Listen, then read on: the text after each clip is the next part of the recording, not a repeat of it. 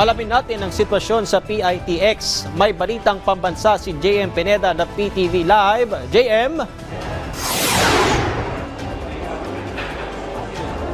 Patrick, mahigpit nga ang seguridad dito sa Parañaque Integrated Terminal Exchange o PITX ngayong Martes Santo.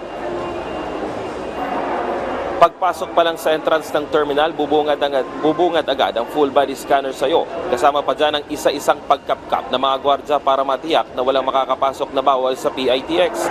Ang mga bagahe naman na malalaki ay masusiding sinusuri ng mga nagbabantay. Nakaabang mga K9 units at tinitiyak na lahat ng mga gamit ay may scan.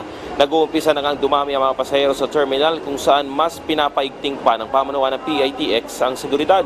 Nakadeploy na rin ang mga pulis sa loob at labas ng bus terminal para matiyak na ligtas ang mga pasahero sa loob ng PITX. Nakakalat na rin ang ilang mga police assistance desk sa buong terminal.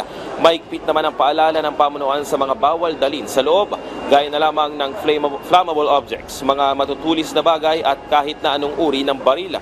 Nauna na nga rin sinabi ng pamunuan na bukas o araw ng Miyerkules Santo, mas kakapal pa ang bilang ng mga pasahero na babiyahe at uuwi sa kanilang mga probinsya.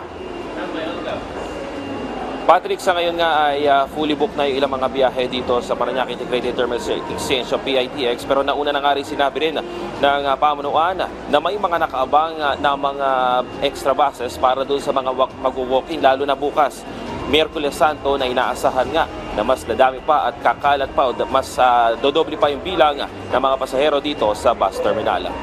Yan muna ang latest. Balik sa iyo, Patrick. Maraming salamat, JM Pineda ng PTV.